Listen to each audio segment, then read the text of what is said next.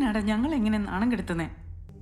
കുറച്ചു നാൾ അകത്ത് കിടക്കട്ടെ, അങ്ങനെയെങ്കിലും അവൻ നന്നാവും. സാർ, അദ്ദേഹം ഇപ്പൊ കൂടുതൽ സമയം ഡൽഹിയിലാണ്. I don't care. I want him here.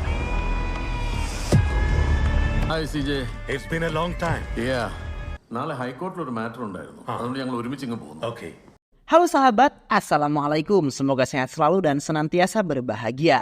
Terima kasih sudah subscribe dan menyimak video-video LK21 Revive. Semoga Tuhan Yang Maha Esa selalu memberikan rezeki yang berkah dan berlimpah ruah untuk sahabat semua. Nah, sebelum kita masuk ke alur ceritanya, kita sapa-sapa dulu nih para penonton setia LK21 Revive, yaitu terima kasih buat Guido Silva dari Timur Leste, Sahrul Ramadan dari Goa, Pedagang Siti dari Probolinggo, Bima Saputra dari Sulawesi Tenggara, Julian Sah dari Sumatera Selatan, BTA Tour Official, Raja Salman, Jenit Wijaya, Devi Cahaya Anggraini dari Bondowoso, dan buat teman-teman yang belum mimin sapa, nanti di next video ya.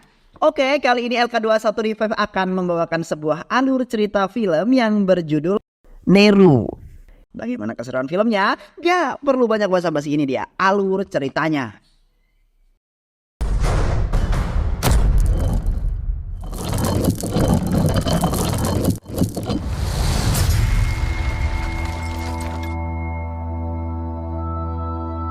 Film ini dimulai ketika seorang polisi mendapatkan sebuah laporan dari masyarakat tentang kasus pemerkosaan. Polisi ini yang mendapatkan laporan itu langsung berangkat menuju ke TKP. Ternyata korban dari kasus pemerkosaan itu adalah seorang wanita yang buta yang bernama Sarah. Sarah diperkaos ketika sedang sendirian di dalam kamarnya. Anjay, sedih banget ya sih? Diketahui emak dan bapaknya Sarah sedang pergi ke sebuah pesta pernikahan, sedangkan perawat sedang pergi ke bank untuk melakukan peminjaman uang. Inspektur Vargas yang menangani kasus tersebut kemudian membawa Sarah ke rumah sakit untuk dilakukan sebuah visum. Dan benar saja, setelah menunggu beberapa saat, dokter mengatakan kepada Inspektur Vargas bahwa Sarah memang sudah diperkaos. Hal ini bisa dibuktikan karena dinding kelamin Sarah mengalami memar karena disodok dengan paksa. Anjay, gila gak sih, kasihan banget tuh anak. Namun dokter tidak menemukan adanya sperma di dalam kelamin Sarah. Setelah mengetahui fakta tersebut, Inspektur Vargas kemudian membawa Sarah ke Komnas Perlindungan Seorang Wanita. Di sana, Sarah diminta untuk menceritakan tentang bagaimana pemerkosaan itu bisa terjadi. Sarah lalu menjelaskan kepada mereka semua bahwa saat orang tua dan perawatnya pergi dari rumah, Sarah memaksakan dirinya pergi ke toilet untuk mandi. Namun setelah mandi, Sarah merasakan kehadiran seseorang yang telah menunggunya di dalam kamar. Pria itu lalu menyerang Sarah dan memperkaosnya. Setelah mendengar keterangan tersebut, Inspektur Vargas bersama anak buahnya lalu melakukan penyelidikan terhadap kasus ini. Mereka terus mencari-cari sebuah petunjuk. Namun mereka mengalami kendala untuk menemukan siapa pelakunya. Sarah yang tidak dapat melihat ciri-ciri pelaku membuat para polisi sulit untuk mengetahui identitas pelaku. Namun Inspektur Vargas tidak menyerah begitu saja. Keesokan harinya dia kembali ke rumah Sarah untuk melakukan sebuah penyelidikan. Sesampainya di sana, Inspektur Vargas langsung disambut oleh ayah Sarah yang bernama Mohan. Mohan meminta Inspektur untuk melihat wajah pelaku pemerkosaan itu dari sebuah patung. Inspektur yang mendengar hal tersebut tentu saja merasa aneh. Dia lalu bertanya kepada Mohan, apakah ini memang benar wajah pelaku pemerkosaan Sarah? Mohan lalu membenarkan hal tersebut. Dia juga menambahkan bahwa patung ini diukir sendiri oleh tangan Sarah. Inspektur Vargas yang mendengar hal tersebut tentu saja bingung. Dia kembali bertanya kepada Mohan bagaimana mungkin Sarah yang tidak dapat melihat tapi bisa mengukir sebuah patung. Mohan lalu menjelaskan kepada Inspektur Vargas bahwa dulu Sarah adalah seorang seniman patung, tapi dia kehilangan penglihatannya saat berumur 12 tahun. Inspektur Vargas yang masih penasaran tentang Sarah kemudian bertanya lagi kepada Mohan, lantas bagaimana cara Sarah bisa mengukir wajah pelaku pemerkosaan itu sedangkan dia sama sekali tidak bisa melihatnya. Sarah kemudian menjawab pertanyaan itu. Saat dirinya diperkaos oleh pelaku, Sarah sengaja meraba-raba wajah pelaku dengan jarinya.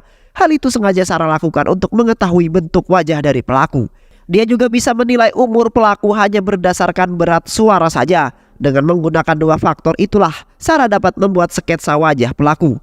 Mohan lalu mengatakan kepada Inspektur Vargas bahwa mereka mencurigai salah satu remaja yang wajahnya sangat mirip dengan patung tersebut. Remaja itu sempat datang ke rumah dan bertanya mengenai tetangga yang bernama Vinol. Inspektur Vargas lalu pergi menemui Vinol dan menginterogasinya. Vino lalu mengatakan bahwa pria yang datang ke rumah Mohan saat itu adalah teman kuliahnya yang bernama Michael. Michael tinggal di luar kota. Dia jauh-jauh datang ke sini hanya untuk mengundangku ke acara pernikahannya. Singkat cerita, polisi telah mengetahui keberadaan Michael saat ini. Inspektur Vargas dan anak buahnya langsung bergegas menuju ke bandara dan mengamankan Michael saat itu juga. Michael dibawa ke kantor polisi. Inspektur Vargas kemudian meminta Sarah untuk menganalisa apakah bentuk wajah Michael sama dengan bentuk wajah pelaku yang diukirnya di patung. Sarah lalu memegang wajah Michael sambil menganalisa dan cepat. Sarah lalu menampar Michael dengan sangat keras. Ternyata Michael memang pelaku yang memperkaos Sarah. Michael kemudian ditahan oleh pihak kepolisian hingga masa sidang digelar. Usut punya usut, ternyata Michael bukanlah orang sembarangan. Dia adalah anak dari Joseph, seorang pengusaha kaya raya yang tinggal di kota Mumbai. Joseph adalah pemilik dari usaha transportasi terbesar di India yang bernama CG Group. Joseph yang mengetahui kabar tentang putranya itu kemudian pergi dari Mumbai menuju kota Kerala. Joseph lalu bertemu dengan Michael, anaknya. Joseph mengatakan kepada Michael bahwa dia sangat kecewa atas kelakuan Michael. Kamu itu akan menikah, nak. Lantas mengapa kamu malah memperkaos wanita lain? Ujar Joseph. Namun Michael sama sekali tak mendengarkan kata-kata ayahnya tersebut. Dia mengabaikan Joseph dan kembali ke dalam selnya. Setelah selesai menemui Michael, Joseph lalu didesak oleh istrinya sendiri untuk segera membebaskan Michael bagaimanapun caranya. Kata-kata istri itu membuat Joseph pada akhirnya memanggil teman pengacara yang bernama Raja Sekar. Raja Sekar adalah seorang pengacara yang paling tersohor di kota Kerala. Namun saat ini sedang berada di kota Mumbai. Atas panggilan dari Joseph, Raja Sekar kemudian terbang ke kota Kerala untuk menangani kasus anaknya tersebut. Singkat cerita, sidang pengadilan pun digelar. Raja Sekar mengundang pengacara junior didikannya untuk hadir dan menyaksikan kehebatannya. Raja Sekar kemudian memberikan runtutan dan penjelasan kepada sang hakim. Raja Sekar menuntut Michael agar bisa bebas dengan jaminan karena semua bukti yang dikumpulkan polisi dan korban tidak cukup kuat. Mereka tidak memiliki saksi dalam kejadian itu. Mereka juga tidak memiliki sidik jari Michael yang diduga pelaku pemerkosaan. Selain itu, dokter juga mengatakan bahwa dia tidak menemukan sperma di dalam kelamin Sarah. Mereka hanya bisa menuntut Michael cuma berdasarkan wajah patung yang dibuat oleh korban saja. Pertanyaannya adalah bagaimana mungkin korban bisa mengukir wajah pelaku sedangkan dia saja tidak bisa melihat. Pihak Sarah sama sekali tidak mampu membantah pernyataan itu. Hakim kemudian memutuskan Michael akan dibebaskan dengan jaminan sambil menunggu persidangan berikutnya. Sarah tentu saja kecewa dengan keputusan hakim, tapi ayahnya menyatakan kepada Sarah bahwa ini belum selesai. Kita harus bangkit untuk mengalahkan mereka. Di sisi lain, Raja Sekar meminta Michael untuk menceritakan kronologi yang terjadi. Bagaimana Michael bisa memperkaos Sarah? Raja Sekar kemudian menceritakan kronologi pemerkosaan itu kepada putrinya yang bernama Purnima. Purnima yang juga merupakan seorang pengacara terkejut setelah mendengar kronologi tersebut. Dia mengatakan kepada ayahnya bahwa hukuman yang paling tepat untuk orang kejam seperti Michael itu adalah kematian. Penjara tidak akan puas dengan orang-orang seperti dirinya. Namun Raja Sekar mengatakan kepada putrinya itu bahwa Joseph, ayahnya Michael, adalah klien dirinya. Sebagai seorang pengacara, mau tidak dia harus membela para kliennya. Keesokan harinya, Vargas mengatakan sesuatu kepada Mohan. Dia mengatakan bahwa dirinya telah dimutasi oleh atasannya ke wilayah lain. Dia akan segera pergi dari kota ini dan digantikan oleh penyelidik yang lain. Vargas meminta kepada Mohan untuk tidak melakukan hal-hal yang sembrono. Dia ingin Mohan berkonsultasi dengannya terlebih dahulu sebelum membuat sebuah keputusan. Karena menurutnya pasti akan ada banyak oknum yang akan memanfaatkan momen kepergiannya untuk mengutus kasus tersebut. Suatu hari, Vargas tak sengaja bertemu dengan kenalannya yang bernama Ahana, seorang mantan panitera dari persidangan. Panitera adalah orang yang membantu hakim menjalankan persidangannya. Vargas kemudian bertanya kepada Ahana tentang kenalan pengacaranya yang bernama Vijay Mohan. Vargas ingin menemui Vijay Mohan untuk menanyakan pendapatnya mengenai kasus pemerkosaan ini. Keesokan harinya, Ahana kemudian membawa Vargas untuk menemui Vijay. Vijay adalah temannya Ahana yang berprofesi sebagai seorang pengacara. Namun dia sudah sangat lama tidak terjun ke dunia meja hijau. Ahana lalu menjelaskan maksud kedatangannya. Tapi sebelum itu dia menanyakan kepada Vijay apakah Vijay sudah mengetahui kasus pemerkosaan terhadap seorang wanita buta akhir-akhir ini. Ya, aku sudah membacanya di koran. Pelaku pemerkosaan itu adalah anak dari CJ Group kan? Ujar Vijay. Ahana lalu menjelaskan kepada Vijay bahwa pengacara sekaligus penuntut umum dari pihak korban sama sekali tidak bisa diandalkan. Dia tidak mampu berkutik di hadapan Raja Sekar. Alhasil, terduga tersangka dalam kasus ini bisa bebas dengan jaminan. Ahana lalu berkata kepada Vijay bahwa dia dan Inspektur Varghese ingin agar Vijay lah yang menjadi jaksa penuntut umum bagi si korban. Namun, Vijay dengan tersenyum menolak permintaan mereka dan meminta mereka mencari pengacara lain saja. Vijay tidak yakin apakah masih memiliki kemampuan untuk berdiri di meja hijau atau tidak. Tapi Ahana mengatakan kepada Vijay bahwa semenjak Raja Sekar menjadi pengacara sebagai tersangka, tidak ada pengacara lagi yang berani berhadapan dengannya. Ahana juga menambahkan kepada Vijay bahwa ini adalah momen yang pas untuk membalas perbuatan Raja Sekar dahulu kala. Tapi Vijay kembali menolak permintaan mereka. Dia sama sekali tidak menyimpan dendam kepada Raja Sekar karena masih mengalami kebutuhan. Ahana dan Inspektur Varghese kemudian mengajak Vijay untuk pergi ke suatu tempat. Usut punya usut, ternyata mereka membawa Vijay ke rumah Sarah. Ayah Sarah kemudian memperkenalkan kepada Sarah tentang Vijay yang akan menjadi pengacara baru bagi kasusnya Sarah. Vijay terkejut mendengar kata-kata itu karena dia sama sekali tidak pernah mengiyakan untuk menjadi pengacara Sarah. Varghese, Ahana dan ayahnya Sarah kemudian meninggalkan Vijay berdua bersama Sarah. Vijay yang melihat hal itu tentu saja menjadi bingung. Sarah lalu berterima kasih kepada Vijay karena mau menjadi pengacaranya. Dia bersyukur karena masih ada pengacara yang mau membela dirinya. Sarah lalu menjelaskan Vijay tentang kronologi kasus pemerkosaan itu. Vijay kini mengerti tentang penderitaan yang dialami Sarah. Dia bersimpati atas apa yang menimpa dirinya. लेकिन इन सब में से मैं बाहर निकलूंगी बस इसी भरोसे के साथ जिंदा हूं मैं। Di tengah perjalanan pulang, Vijay kemudian mengatakan kepada Ahana dan Inspektur bahwa dia akan mengambil kasus ini dan menjadi pengacara Sarah. Keesokan harinya, ayahnya Sarah yaitu Mohan datang menemui Inspektur Varghese dan bertanya padanya, "Pak, apakah baik-baik saja jika kita menyerahkan kasus ini kepada Vijay? Dia kan sudah lama tak terjun ke pengadilan, Pak," ujar Mohan. Tapi keraguan Mohan itu langsung ditepis oleh Inspektur Varghese. Inspektur meyakinkan Mohan bahwa kemampuan dan pengetahuan Vijay di bidang hukum masih sangatlah tajam. Dulu dia adalah orang yang sering menangani kasus-kasus besar. Banyak pengacara yang meminta pendapatnya sebelum bertugas di pengadilan. Mohan yang mendengar kehebatan Vijay tentu saja bingung mengapa dia bisa berhenti menjadi pengacara padahal dia adalah orang yang hebat. Ahana yang mendengar hal tersebut kemudian menceritakan kisah masa lalu Vijay. Beberapa tahun yang lalu Raja Sekar adalah pengacara senior yang memiliki karir yang cukup cemerlang. Sedangkan Vijay baru memulai karirnya sebagai pengacara junior dari kantor Raja Sekar. Tapi seiring berjalannya waktu, Vijay berkembang dengan sangat cepat. Di saat yang bersamaan anak Raja Sekar yang bernama Purnima juga menjadi pengacara junior. Maksud Purnima membuat dirinya dekat dengan Vijay. Namun Raja Sekar tidak menyukai kedekatan mereka. Apalagi Raja Sekar mulai menganggap perkembangan Vijay sebagai sebuah ancaman karena suatu saat bisa membahayakan karir pengacaranya. Singkat cerita, Vijay sudah resmi menjadi seorang pengacara tunggal. Dan di saat juga Ahana juga resmi dilantik menjadi panitera pengadilan. Mereka menjalani kehidupan masing-masing. Namun pada suatu kasus, Vijay meminjam sebuah dokumen pengadilan dari Ahana dan berjanji akan mengembalikannya esok harinya. Ahana yang percaya kepada Vijay kemudian memberikan dokumen tersebut. Namun sebenarnya secara peraturan tindakan Ahana ini adalah sebuah pelanggaran hukum. Panitera tidak boleh memberikan dokumen pengadilan pada siapapun. Tapi terkadang para panitera seperti Ahana juga melakukan hal yang sama untuk membantu pengacara yang menurutnya benar dan bisa dipercayai. Tapi entah bagaimana ceritanya, dokumen itu justru hilang dari tangannya Vijay dan tentu saja melahirkan masalah besar. Pengadilan lalu menggelar sidang dan memutuskan untuk menangguhkan status Vijay sebagai pengacara selama 5 tahun. Sementara Ahana dipecat dari pekerjaannya sebagai panitera pengadilan. Tak lama kemudian Vijay dan Ahana mengetahui bahwa Raja Sekar adalah dalang di balik semua ini. Dia telah mencuri dokumen itu dan melaporkannya kepada pengadilan. Selang beberapa waktu, Raja Sekar lalu menikahkan putrinya yaitu Purnima dengan seorang pengacara dari Mahkamah Agung. Singkat cerita, 5 tahun akhirnya berlalu dan Vijay kembali menjalankan tugasnya sebagai pengacara.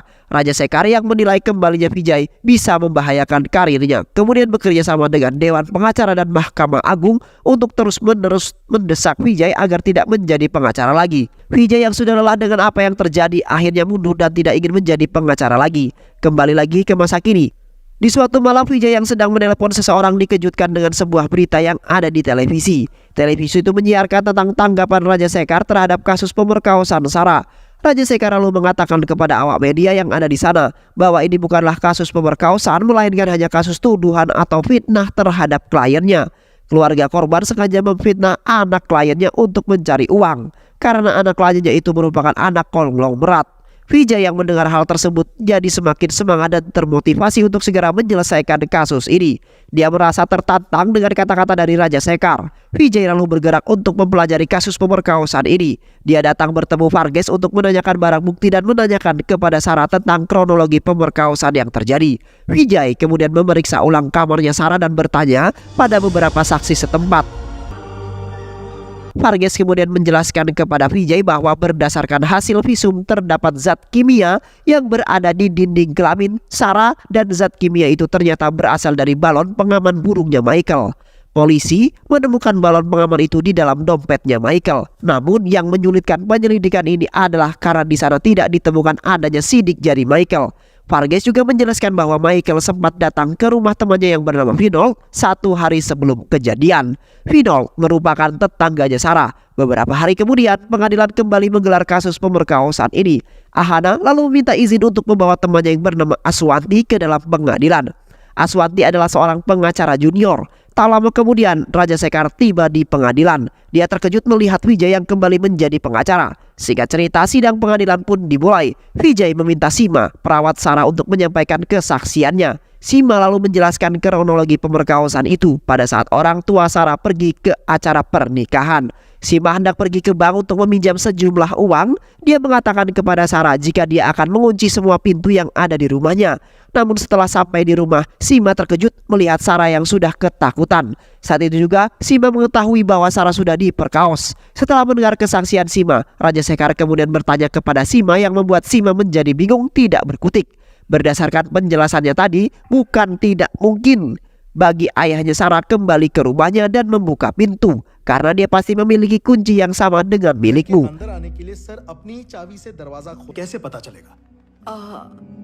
Saksi yang kedua lalu dihadirkan. Kali ini ibunya Sarah yang akan menyampaikan kesaksiannya. Pada hari itu tanggal 26 Desember, Michael datang ke rumahnya dan bertanya mengenai Vinod. Tapi sebelum dia bertanya, Sima, Sarah dan kedua orang tuanya sedang berdiskusi mengenai nasib Sarah. Apakah Sarah tidak apa-apa jika ditinggal di rumah sendirian dari jam 11 hingga jam 2 siang? Karena diketahui pada esok harinya mereka akan pergi ke acara pernikahan, sedangkan Sima akan pergi ke bank untuk meminjam uang. Vijay lalu menambahkan kepada hakim bahwa ada kemungkinan Michael mendengar pembicaraan mereka sebelum pergi dari sana. Dia pasti merencanakan aksi pemerkosaan ini dengan sangat matang. Tapi lagi dan lagi, Raja Sekar membantah kesaksian tersebut. Dia mengatakan kepada hakim bahwa pelaku pemerkosaan ini bukanlah anak kliennya, melainkan ayah Sarah itu sendiri. Dia lalu melemparkan tanggung jawab ini kepada anak kliennya untuk mencari duit. Raja Sekar kemudian menceritakan alasannya mengapa dia bisa menuduh Mohan sebagai pelaku utamanya. Yang mulia hakim dan semuanya, seperti yang kita ketahui, Mohan adalah ayah tiri dari Sarah. Dia meninggalkan istri dan kedua anaknya hanya untuk menikahi Praven yang merupakan seorang janda. Waktu itu Sarah berumur 6 tahun dan kini dia telah dewasa. Mohan pasti memanfaatkan momen kepergian mereka untuk memperkaos Sarah karena Sarah sudah menggoda sekarang, ujar Raja Sekar. Dar, kata-kata itu menyayat hati kedua orang tua Sarah. Mereka menangis dan sama sekali tak mengira jika Raja Sekar akan berkata seperti itu. Di persidangan kedua kali ini, giliran Sarah yang akan bersaksi di hadapan hakim.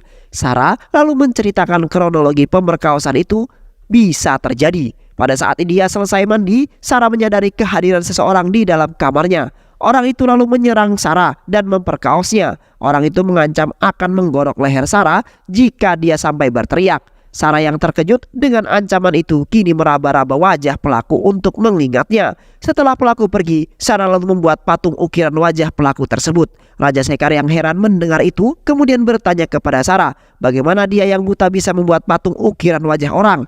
Itu adalah hal yang mustahil dilakukan bagi orang buta. Sarah lalu menjelaskan kepada Raja Sekar sebelum dia kehilangan penglihatannya. Di umur 12 tahun, dia sempat belajar seni mematung dari ayahnya. Namun penjelasan Sarah itu justru menjadi bumerang bagi dirinya sendiri. Raja Sekar lalu berkata kepada hakim, kini semuanya menjadi jelas. Patung itu bukanlah diukir oleh tanganmu, melainkan diukir oleh ayahmu. Ayahmu mengukir wajah Michael karena mengetahui bahwa dia adalah anak konglomerat dan kalian berniat memeras harta ayah Michael. Benar begitu bukan? Raja Sekar terus menyerang Sarah sambil membuat seolah-olah Mohan adalah pelaku pemerkosaannya. Tapi Sarah berhasil menepis semua tuduhan tersebut. Dia menjawab semua pertanyaan Raja Sekar sesuai dengan arahan Vijay. Vijay berhasil mengendalikan jalannya persidangan yang kedua. मैं कह रही थी Your Honor, we're mentally objecting. Better you try to change, Mr. Senior. Tapi di persidangan yang berikutnya, Vinod dihadirkan untuk menjadi saksi atas pemerkosaan yang dilakukan Michael. Namun, Vinod justru mengubah kesaksiannya dan cenderung mendukung Michael. Vinod menjelaskan bahwa pada hari Minggu tanggal 27 Desember, dia beserta keluarganya pergi ke gereja untuk menghadiri sebuah festival. Tapi sebelum pergi, dia sama sekali tidak melihat ada Michael yang datang ke rumah Sarah. Kesaksian Vinod itu membuat jalan persidangan kini menyudutkan Sarah. Apalagi ditambah dengan kesaksian Michael yang mengatakan kepada hakim bahwa saat di hari kejadian, dia sudah pergi menghadiri acara pesta oleh teman-temannya saat subuh hari. Tapi keesokan harinya polisi justru datang menangkapku di bandara, ujar Michael. Michael menegaskan kepada hakim bahwa dia bukanlah pelaku pemerkosaan ini. Michael juga berjanji akan segera membawa saksi yang bisa membenarkan pernyataannya. Hakim lalu menutup sidang ketiga dan menyampaikan bahwa sidang yang keempat akan digelar bulan depan dengan agenda penyampaian saksi dari terduga pemerkosaan. Mohan, Ahana dan Aswati memanfaatkan jeda waktu itu untuk mengusut kebenaran atas pernyataan Michael. Mereka mulai menyelidiki tentang Michael yang pergi menghadiri acara teman-temannya. Mohan lalu meminta Aswati untuk memverifikasi nomor Michael melalui tower-tower searah dengan tujuan Michael. Dan benar saja, nomor Michael memang terlacak di tower-tower tersebut. Ahana lalu pergi ke sebuah resort yang menjadi tempat berlangsungnya acara untuk mencari bukti. Namun di sana sama sekali tidak mendapatkannya karena di sana resort tersebut tidak ada CCTV yang terpasang. Singkat cerita, kini persidangan keempat sudah digelar. Saksi pertama adalah temannya Michael yang kini sebut saja sebagai Raju. Pada hari Sabtu tanggal 26 Desember, Michael bersama Raju sedang makan pagi di Hotel Empire. Namun keesokan harinya, Michael berpisah dengan Raju saat jam 12 siang. Dia pergi untuk menghadiri acara pesta bersama teman-temannya di daerah Kadalur. Namun di sisi lain, Ahana sudah melakukan penyelidikan di Hotel Empire. Ahana meminta kepada pihak hotel untuk menunjukkan CCTV pada hari Sabtu dan Minggu. Namun staf IT hotel malah mengatakan harddisk CCTV tersebut sudah lama rusak. Ahana lalu melaporkan kejadian ini kepada Vijay dan ada di pengadilan. Vijay lalu meminta hakim untuk memerintahkan polisi agar memperbaiki harddisk tersebut. Dan hakim pun setuju. Kini pengadilan ditunda sementara waktu. Polisi lalu bergerak untuk memperbaiki harddisk hotel tersebut. Dan pada persidangan berikutnya, hakim memutarkan tayangan CCTV tersebut. Ternyata CCTV memang memperlihatkan Raju dan Michael sedang makan di hotel pada hari Sabtu 26 Desember. Rekaman CCTV ini diperkuat dengan kesaksian staf IT hotel terakhir secara diam-diam menyimpan kamera tersembunyi dan merekam video percakapan dengan seorang yang memaksanya. Staf IT hotel berjanji akan memberikan semua video itu dengan syarat Inspektur Varghese akan melepaskannya. Di persidangan selanjutnya, Vijay kembali menghadirkan staf IT hotel tersebut sebagai saksi. Staf IT tersebut mengatakan bahwa dia telah merubah video rekaman CCTV karena diancam oleh seseorang. Tak hanya itu saja, Vijay juga menjelaskan kepada hakim bahwa video yang diputar kemarin adalah video palsu. Video itu adalah dua video yang berbeda, namun telah diedit seolah-olah merupakan video yang sebenarnya. Vijay meminta hakim dan semua orang yang ada di sana untuk melihat cermin yang mengarah ke dapur. Pada awalnya, saat restoran hotel tersebut kosong, tidak ada pengunjung. Di cermin itu terlihat sebuah bejana yang di atas meja. Namun ketika restoran ramai dan Raju datang bersama Michael, tiba-tiba saja bejana yang ada di cermin itu hilang. Itu artinya video rekaman itu adalah video palsu yang terdiri dari dua buah video yang berbeda dan sudah diedit seolah-olah mirip semirip mungkin. Untuk lebih mempercayakan, hakim Vijay juga memutarkan video tentang staf ahli IT yang sedang diancam oleh seseorang. Dan ternyata Raja Sekarlah orang yang mengancam staf IT tersebut. Hakim dan semua orang yang ada di sana tentu saja kaget. Vijay lalu meminta kepada hakim dan pengadilan untuk melakukan tindakan yang tepat guna melawan pengacara terdakwa alias Raja Sekar. Hakim lalu memerintahkan polisi untuk melakukan sebuah penyelidikan terhadap Raja Sekar dan akan memanggil semua teman-teman terdakwa yang melakukan pesta ke pengadilan berikutnya. Peristiwa memalukan ini ternyata menjadi hot news di berbagai media televisi setempat. Mereka menyiarkan tentang Raja Sekar yang melakukan hal-hal licik dan kotor hanya untuk memenangkan kliennya. Berita-berita negatif itu membuat nama baik Raja Sekar sebagai pengacara tersohor kini menjadi rusak. Di sidang berikutnya, Raja Sekar yang masih dalam pengawasan dan penyelidikan polisi tidak dapat mendampingi Michael sebagai pengacara.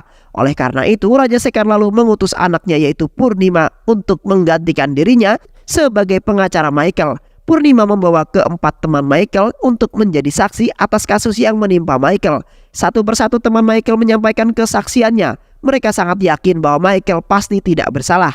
Mulai dari kapan mereka sampai, kapan Michael tiba, kapan acara itu diselenggarakan dan selesai, hingga kapan mereka check out dari resort. Kesaksian mereka itu diperkuat dengan pemilik resort yang bersaksi bahwa Michael bersama teman-temannya memang check-in di resortnya pada Minggu 27 Desember dan check out di keesokan harinya. Namun bukan Vijay namanya jika tidak berhasil membungkam semua kebohongan mereka. Dengan metode interogasi sederhana yang dilakukan Vijay, dia bisa dengan mudah mematahkan kesaksiannya tersebut. Vijay menginterogasi semua saksi yang dibawa Purnima di ruangan yang terpisah sehingga mereka tidak mengetahui pertanyaan yang diberikan Vijay satu sama lain. Vijay bertanya kepada mereka sebuah pertanyaan yang sangat sederhana, yaitu mobil apa yang digunakan oleh Michael saat menghadiri acara itu. Mereka semua dengan yakin dan percaya diri mengatakan bahwa Michael mengendarai mobil Civic berwarna biru. Tapi ketika Vijay menanyakan tentang pakaian apa yang dipakai oleh Michael saat hadir di pesta itu, mereka semua kompak menjadi lolak dan mengatakan bahwa mereka tidak mengingat pakaian apa yang dikenakan Michael. Vijay lalu menegaskan kepada mereka, bagaimana mungkin kalian bisa dengan mudah mengingat dan menceritakan detail kegiatan Michael hingga jam demi jamnya, tapi kalian sendiri tidak bisa mengingat pakaian yang digunakan Michael. Come on man, itu hanyalah pertanyaan mudah, ujar Vijay. Mereka semua hanya bisa diam tertunduk malu. Vijay kemudian mengatakan kepada hakim bahwa semua kesaksian yang dikatakan saksi pada hari itu adalah kesaksian palsu. Karena nyatanya Michael sama sekali tidak pernah hadir dalam acara tersebut. Michael tidak datang ke resort tersebut pada hari Minggu tanggal 27 Desember. Mobil milik Michael memang melintasi jalan yang mengarah ke resort. Tapi yang mengemudikan mobil itu bukanlah Michael, melainkan sopir pribadi yang bernama Robin. Tak berhenti sampai di situ, Vijay lalu memberikan hakim sebuah salinan resmi dari dokumen Pengadilan Tinggi Mumbai pada tahun 2016. Salinan itu berisi tentang laporan kasus pemerkosaan, namun hingga saat ini orang yang diduga sebagai pelaku pemerkosaan masih berkeliaran bebas. Dia tak kunjung ditangkap polisi karena polisi kekurangan barang bukti. Dan orang yang diduga sebagai pelaku pemerkosaan itu bernama Michael Joseph, putra dari Christopher Joseph, pemilik perusahaan CJ Group. Dengan kata lain, terdakwa kasus pemerkosaan saat ini sama dengan terdakwa pemerkosaan pada saat ini. Semua orang yang ada di sana terkejut mendengar penjelasan Vijay, termasuk juga Purnima dan ayahnya Raja Sekar. Vijay menambahkan kepada hakim bahwa Michael memang memiliki kebiasaan untuk melakukan pemerkosaan. Kata-kata Vijay itu menjadi akhir dari persidangan kali ini. Hakim lalu memutuskan bahwa sidang kali ini ditutup dan sidang terakhir akan digelar pada minggu depan. Tak lama kemudian Vijay mengatakan kepada Mohan bahwa dia tidak bisa menjamin 100% Michael dapat dijebloskan ke penjara. Walaupun Vijay berhasil mengungkapkan semua kebohongan Michael, tapi ternyata Vijay sama sekali tidak memiliki bukti yang cukup kuat. Apalagi saat ini tidak ada saksi langsung yang menyaksikan kejadian tersebut. Namun Vijay akan tetap memberikan yang terbaik pada kasus ini di pengadilan terakhir nanti. Vijay mengatakan kepada Mohan bahwa dia akan melemparkan umpan terakhirnya. Jika mereka tidak memakan umpan itu, maka takdirlah yang akan menentukan. Singkat cerita, kini pengadilan terakhir digelar. Sarah juga ada di sana untuk menyaksikan keputusan hakim. Vijay lalu menyampaikan kepada hakim tentang asumsinya bagaimana Michael bisa melakukan pemerkosaan ini. Pada saat Michael datang ke rumah Sarah, dan dia sebenarnya sudah mengetahui bahwa Sarah adalah seorang gadis buta yang akan ditinggal pergi oleh orang tua dan perawatnya. Michael yang melihat kesempatan itu kemudian memutuskan untuk menginap sebentar di rumah Vinod. Di malam harinya, Michael kemudian menghubungi Raju, sopir pribadinya, untuk datang ke lokasi yang nanti dia berikan esok paginya. Keesokan harinya, Vinod dan keluarganya kemudian pergi ke gereja untuk menghadiri sebuah festival. Dan tak lama kemudian, Raju datang dengan membawa mobil pribadi Michael. Michael lalu menukarkan HP-nya dengan HP Raju. Dia juga meminta Raju untuk pergi ke sebuah resort yang ada di daerah Kantalur. Dan ketika orang tua serta perawat Sarah pergi dari sana, Michael lalu menjalankan aksinya. Dia pergi ke rumah Sarah dan memanjat dinding rumahnya, baru menyelinap masuk ke dalam kamar Sarah. Saat itu Michael melihat Sarah yang akan pergi ke kamar mandi. Ketika dia mengetahui bahwa Sarah tengah mandi, dia langsung melepas pakaiannya dan langsung memakai balon keamanan burungnya. Dan ketika dia melihat Sarah yang baru saja selesai mandi, Michael langsung menyerangnya dan mengancam akan menghabisinya. Dia lalu memperkosa Sarah yang sama sekali tidak melawan. Sarah yang kini mulai lemas tidak berdaya, lalu meraba bentuk wajah pelaku untuk diingat. Dan ketika situasi sudah membaik, Sarah lalu mengukir wajah pelaku menjadi patung berdasarkan suara dan bentuk wajah pelaku. Berdasarkan asumsi dan semua bukti yang sudah terkumpul, Vijay lalu meminta kepada hakim untuk menghukum pelaku dengan semaksimal mungkin sesuai dengan pasal undang-undang yang berlaku. Setelah Vijay selesai menyampaikan tuntutannya, kini giliran Purnima yang berbicara. Purnima meminta hakim untuk tidak mengabulkan semua tuntutan Vijay karena diketahui kliennya Michael bukanlah pelaku dari kasus pemerkosaan ini. Pihak Vijay tidak memiliki bukti yang kuat untuk bisa menjadikan Michael sebagai tersangka. Mereka hanya memiliki satu barang bukti saja dalam kasus ini, yaitu patung ukiran wajah terduga pelaku yang itu pun dibuat oleh seorang gadis yang tidak dapat melihat. Purnima lalu meminta hakim untuk menimbang adanya kemungkinan Mohanlah yang membuat patung tersebut. Karena menurut pengakuannya sendiri, dia adalah seorang seniman patung. Sementara itu, hingga saat ini tidak ada satupun bukti yang mengatakan bahwa korban alias Sarah memiliki kemampuan mengukir patung. Jebret, umpan Vijay telah disambar oleh lawan. Kata-kata Purnima itu adalah kata-kata yang paling dinantikan oleh Vijay. Vijay yang mendengar kata-kata itu langsung bangkit dari tempat duduknya dan meminta izin kepada hakim agar korban diberikan kesempatan untuk menunjukkan keahliannya. Purnima yang mendengar hal itu langsung menjadi panik. Dia meminta hakim untuk menolak usulan tersebut. Namun, hakim yang adil justru menyetujui permintaan Vijay. Hakim bertanya kepada Vijay, bagaimana cara kita bisa mendemonstrasikan keahlian korban. Vijay lalu mengatakan kepada hakim bahwa kita harus memilih salah satu orang yang di ruangan ini dan korban akan menyentuh wajah orang itu untuk nanti diukir menjadi seorang patung.